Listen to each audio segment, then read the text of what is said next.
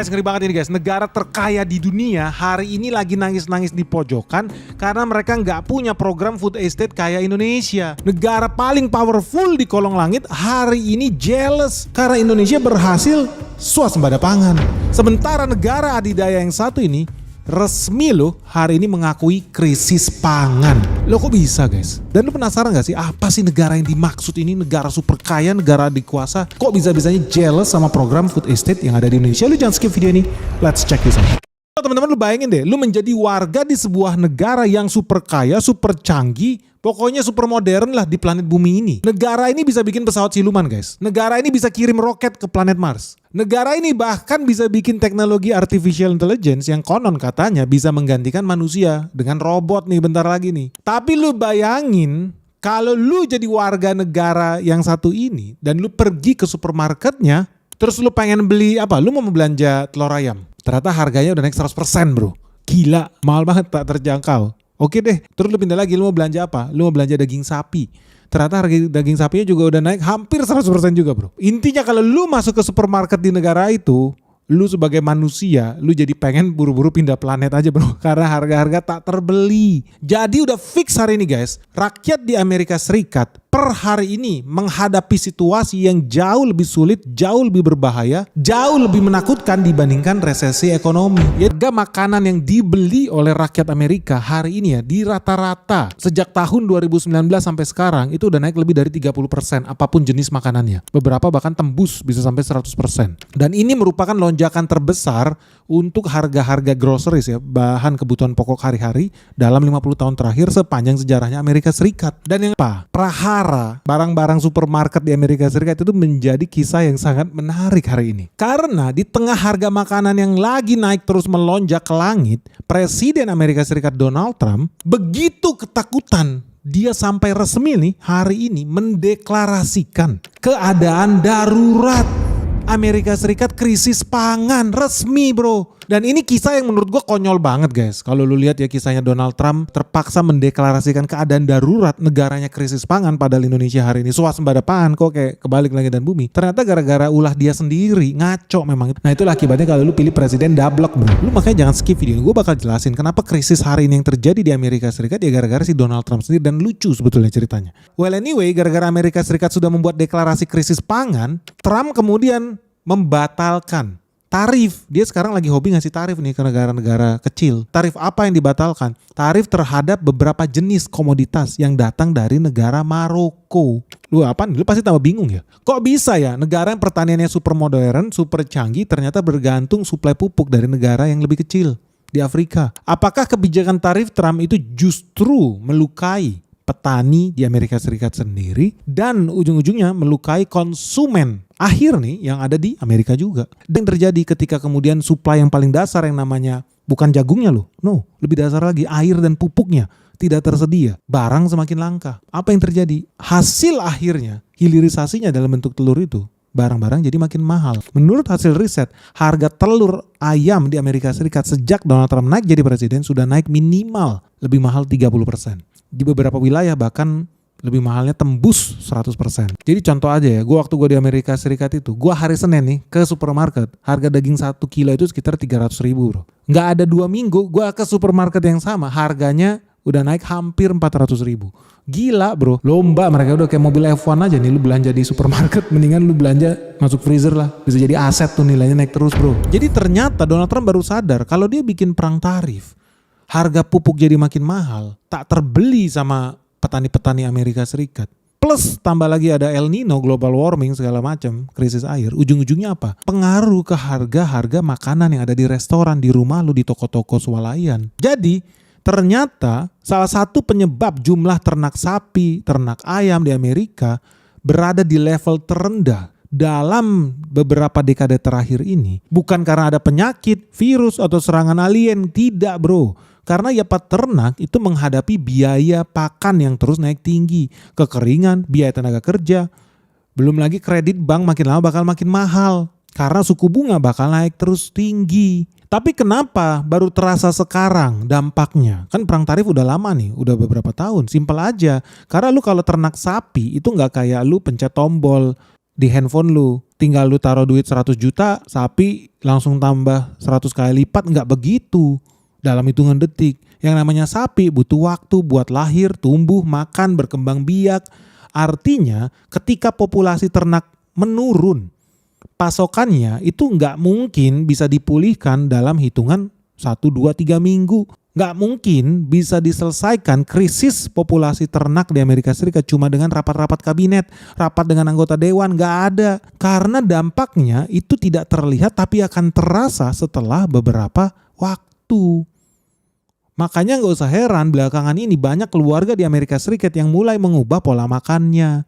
Jadi daging sapi dulu di Amerika Serikat merupakan makanan biasa nih. Bukan dianggap sebagai barang mewah guys, jujur aja nih. Tapi belakangan ini mulai banyak nih konsumen di Amerika yang ganti ke daging ayam protein yang lebih murah. Bahkan ada yang ngurangin porsi makannya.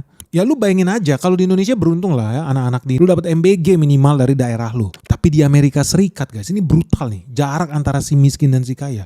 Lu bayangin 40% anak yang pergi sekolah di Amerika Serikat itu tidak makan.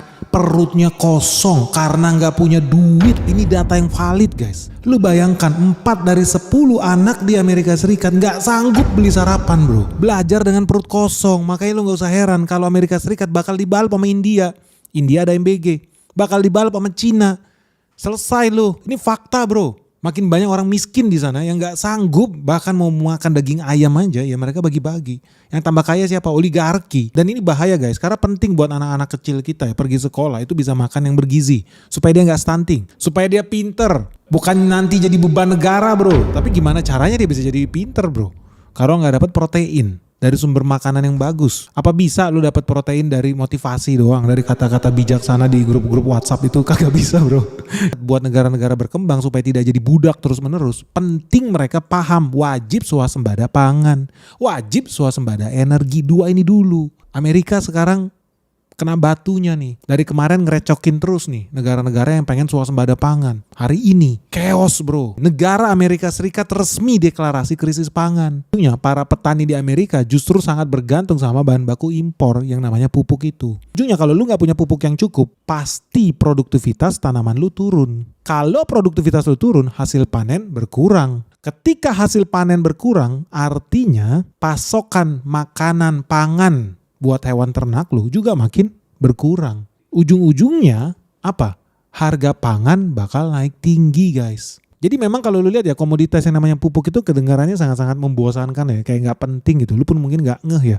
Ternyata hamburger itu unsur terpentingnya bukan saladnya, bukan rotinya, bukan dagingnya sih lah. Ternyata unsur terpentingnya adalah nitrogen, fosfor, dan kalium guys. Cuma ya orang gak banyak yang ngeh lah. Karena memang yang namanya pupuk itu gak semenarik Bitcoin. Gak semenarik Tesla, gak semenarik investasi chip AI. Ya tapi jujur aja loh, tanpa adanya pupuk, manusia yang hobinya beli Bitcoin, hobinya beli handphone baru, beli Tesla atau apalah itu, ujung-ujungnya tetap butuh makan siang bro. Nah inilah guys ironinya ekonomi modern manusia sekarang ini ya. Dunia semakin kesini lu lihat banyak yang sibuk ngomongin AI, server, data center, IO. Padahal ternyata yang menentukan stabilitas politik sebuah negara, komunitas, rakyat, ternyata lebih bergantung pada harga beras, harga sembako, harga minyak goreng. Ternyata itu lebih penting guys dibanding chip AI ya. Ujung-ujungnya itu loh. Makanya dari sini teman-teman lu harus sedikit hati-hati ya dengan provokasi dari musuh, dari agen-agen asing yang pengen apa? Indonesia itu menghentikan program food estate. Indonesia stop buka lahan. Indonesia stop menanam skala besar. Gila lu, penduduk kita 200 juta, lu mau kasih makan apa bro? Kalau nggak buka lahan lu mau nanam di mana bro? Lu mau nanam di planet Mars terus kirim ke sini pakai roket? Ya nggak mungkin lah. Lu mau kasih makan ratusan juta manusia di Indonesia, lu harus buka lahan berhektar-hektar lah. Ya nggak logis aja lu. Tapi orang mau nggak buka lahan nanem 1 juta hektar, 2 juta hektar? Nggak bakal mau kalau nggak ada marketnya. Makanya kemarin tuh gue bilang ya harus hati-hati, si Prabowo bakal dijebak nih buat hentikan program MBG, di stop total. Apa yang terjadi? Petani bakal menjerit. Nggak ada gunanya lagi jadi petani kalau tidak ada garansi pembelian produk pertaniannya sendiri. Makanya kemarin pas liburan anak-anak banyak peternak tuh yang komplain. Banyak petani yang komplain. Kok harga jatuh, kok harga jauh. Sekarang udah tahu ya, ternyata yang menikmati program MBG itu bisa sampai ke level terbawah. Petani, peternak, nelayan. Dibuktikan ketika libur sekolah harga jatuh, mereka nangis. Ya lu bayangkan itu baru libur sekolah anak 1 bulan. Kalau MBG di stop, 12 bulan. Besok yang demo ke jalan bukan lagi anak-anak mahasiswa kalangan menengah. No, yang akan demo adalah orang-orang yang bawa cangkul guys. Makanya gue minta Prabowo lu jangan terjebak deh sama orang-orang yang pengen MBG ini di stop total. Tidak. Karena faktanya memang program MBG itu banyak menguntungkan sampai ke level terbawah yang namanya saudara-saudara kita nih yang hari-hari bertani macul di tengah terik matahari. Dan ini penting kalau Indonesia mau naik kelas nih. Kita harus bisa survive dulu di level yang paling basic. Swasembada pangan sama swasembada energi.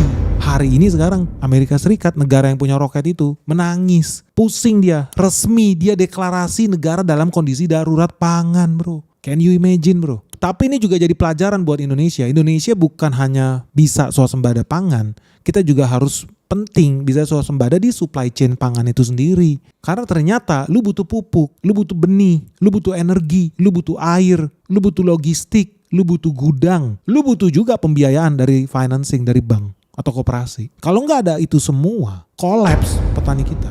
Tapi yang paling penting lagi, ini satu ini guys, yang namanya apa? Kestabilan politik, kestabilan kebijakan. Jangan hari ini bilang subsidi pupuk, nggak ada 3 bulan lagi dicabut subsidi pupuk. 6 bulan lagi bilang MBG lanjut, besok bilang MBG istirahat. Oh gila lu nggak jelas. Negara Indonesia bagus lah, kita mampu apa? Kita mampu menghasilkan beras banyak, oke. Jagung, oke. Kelapa sawit banyak, oke.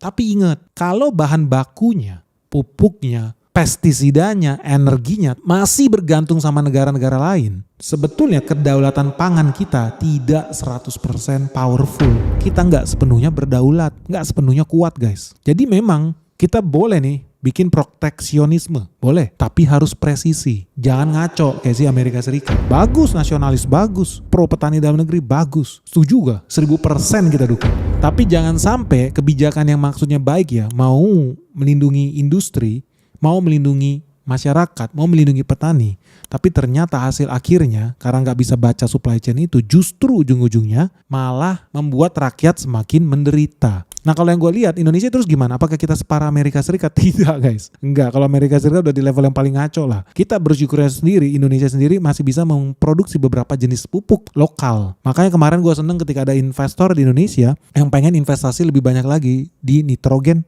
di fosfat, di kalium. Karena mau gak mau itulah nyawanya kita guys. Itulah nyawa petani-petani kita, pekebun-pekebun kita, dunia sawit kita, dunia padi kita guys. So kita harus belajar nih dari paradoks yang hari ini terjadi di Amerika Serikat. Negara dengan teknologi perang militer nomor 1 di dunia, paling kaya di dunia, teknologi pertaniannya bahkan maju banget di dunia. Tapi hari ini harus mendeklarasikan darurat pangan, darurat pupuk. Gara-gara apa? Gara-gara kebijakan politik yang mereka ciptakan sendiri.